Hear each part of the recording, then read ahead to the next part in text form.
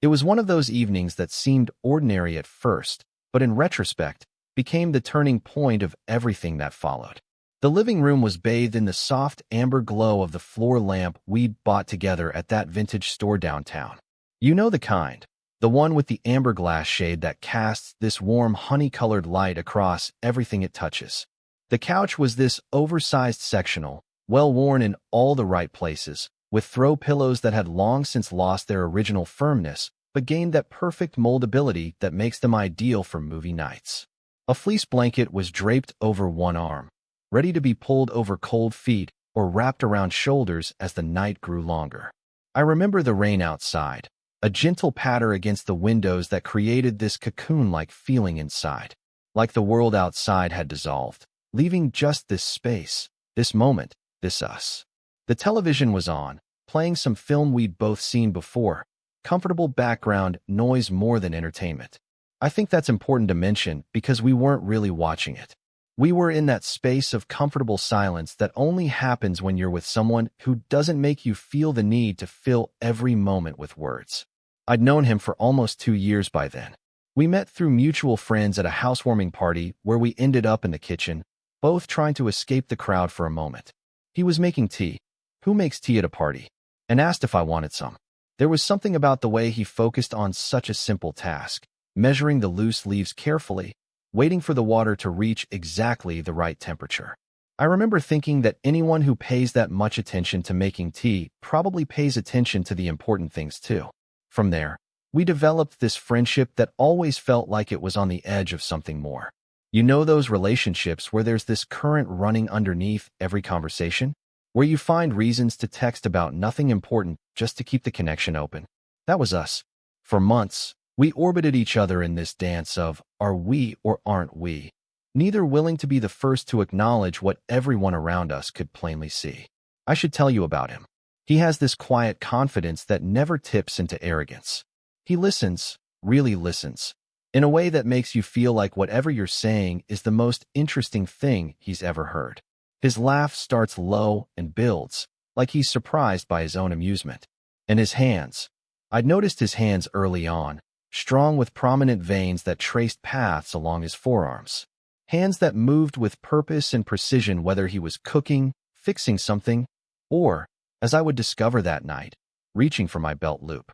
As for me, I'd spent most of my adult life keeping people at a comfortable distance. Close enough for companionship, but far enough to avoid the messy vulnerability that comes with really letting someone in. I'd been hurt before, who hasn't? But my response had been to build these elaborate emotional defenses that had served me well. Or so I thought. Until I found myself wanting to dismantle those walls brick by brick, even as the prospect terrified me. That night on the couch wasn't planned. We'd had dinner. He cooked, as usual, something with roasted vegetables and a sauce he'd spent all afternoon perfecting. We'd opened a bottle of wine, talked about our weeks, and naturally migrated to the couch as the evening progressed. I was standing in front of him, about to walk to the kitchen for a water refill, when it happened. His hand reached out, fingers finding the belt loop of my jeans with surprising precision. There was this gentle tug, not demanding, but inviting, questioning. My breath caught somewhere between surprise and anticipation. I could have easily kept walking, laughed it off, maintained the careful boundary we'd established. But I didn't. Instead, I allowed myself to be guided by that gentle pressure, turning toward him as he pulled me between his legs where he sat on the couch. Let me explain why this matters, why this seemingly small gesture carried such weight. It wasn't just the physical action. It was the deliberate crossing of a threshold we'd both been circling for months. It was him finally making a clear statement of intent, without words, but with unmistakable meaning. And it was me, for once, not retreating to safety, but stepping willingly into uncharted territory. Standing there, between his knees, looking down at him as he looked up at me, there was this moment of perfect clarity. The background noise of the movie faded completely. All I could focus on was the slight flush across his cheekbones, the way his pupils dilated, making his eyes seem darker, deeper. His hands moved to rest lightly on my hips, warm through the fabric of my shirt. Not pulling me closer, not yet, but establishing this connection that sent electricity racing across my skin. I've been wanting to do that for a while, he said, his voice lower than usual, slightly rough around the edges. There was vulnerability in his admission, a risk taken in voicing what had long been unspoken between us. I could have played it cool, maintained some emotional distance even in this moment of physical closeness. But something about the honesty in his expression made me brave. What took you so long? I asked, surprised by my own boldness. He smiled then, that slow smile that starts in his eyes before it reaches his mouth. Fear mostly. Fear of misreading things. Fear of losing what we already have.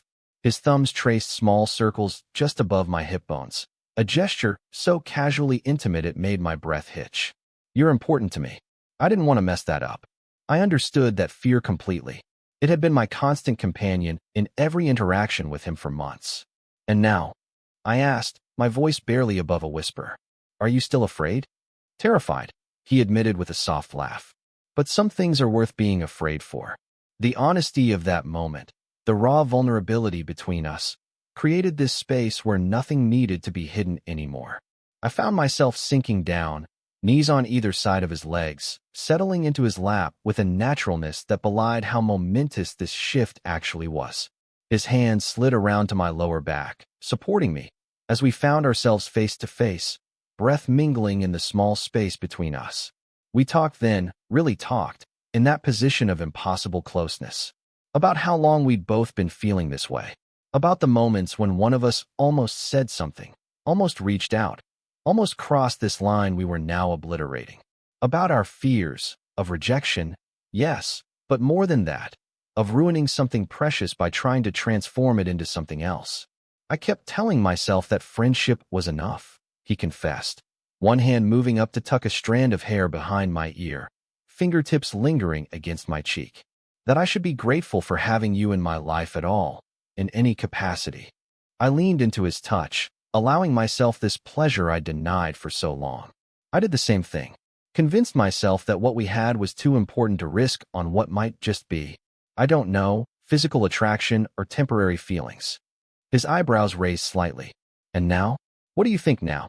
There was a challenge in his question, a request for honesty that matched his own. I took a deep breath, gathering courage. I think I've been lying to myself. I think what I feel for you went beyond friendship a long time ago. I think I've been scared of how much I want this. Want you, because it means being vulnerable in a way I haven't allowed myself to be in years.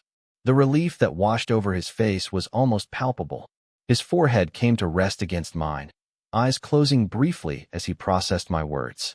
When he opened them again, there was a lightness there, as if some heavy burden had been lifted. We've wasted so much time, he murmured. I smiled, feeling strangely calm now that the words were out there, now that this shift had occurred. I don't think it was wasted. I think we needed that time. To build trust. To be sure. His hands framed my face then, thumbs gently tracing my cheekbones. And are you? Sure. Instead of answering with words, I closed the distance between us, pressing my lips to his in a kiss that started gentle but quickly deepened as months of restrained desire finally found expression. His hands slid into my hair, cradling the back of my head as he responded with equal fervor. There was both tenderness and hunger in the way we moved together, discovering this new dimension of our connection. When we finally pulled apart, both slightly breathless, he rested his forehead against mine again. Well, he said, a smile in his voice, that answers that question. I laughed, feeling lighter than I had in months, maybe years. There was something freeing about finally acknowledging what had been growing between us, about stepping off that cliff and finding that instead of falling, we were somehow flying. We spent hours like that, talking and not talking, learning the new geography of our relationship. The movie ended and neither of us noticed. The rain continued outside, creating this perfect soundtrack to our cocoon of discovery. At some point, he reached for the blanket and wrapped it around both of us. This simple domestic gesture, somehow more intimate than the kisses we'd shared. What happens now? I asked eventually, my head resting on his shoulder, his arms secure around me. It wasn't a question born of anxiety, but of genuine curiosity. We'd rewritten the terms of our relationship in a single evening. The path ahead was uncharted. He was quiet for a moment, his hand running up and down my spine in a soothing rhythm. Now we figure it out together, he said finally. Day by day. No rushing, no pressure. We've built something good already. We just build on that foundation. There was wisdom in his approach, a patience that calmed my natural tendency to want everything planned and defined. I like that, I agreed. Day by day. He shifted slightly, tilting my chin up so our eyes met. But I want to be clear about one thing, he said, his expression serious. This isn't casual for me. You aren't casual for me. I'm not interested in halfway with you. His directness took my breath away. In a world of vague intentions and non-committal relationships, his clarity was both startling and deeply reassuring. Not casual, I repeated. Not halfway. I want that too. The smile that spread across his face then was like sunrise, gradual, warm, illuminating. He kissed me again, softer this time, a seal on the promise we'd just made to each other. As the night deepened around us, we remained in that embrace, occasionally talking, occasionally silent, existing in this new reality we'd created. At some point, we must have fallen asleep like that, tangled together on the couch, because I remember waking as dawn was breaking, still in his arms, his breathing deep and even against my hair. I lay there in the gray early light, watching his face in repose, marveling at how one simple gesture, a tug on a belt loop, had altered everything. How in pulling me between his legs on that couch, he'd also pulled me out of my careful isolation, into a connection I'd been both craving and avoiding. That was 6 months ago now. 6 months of learning each other in this new way, of navigating the transition from friends to lovers with all its joys and occasional complications. It hasn't always been smooth. Real relationships rarely are, but it has always been honest. We still sit on that couch, still talk for hours, still find that same comfort in each other's presence. But now there's no hesitation when he reaches for me, no uncertainty when I curl into his side.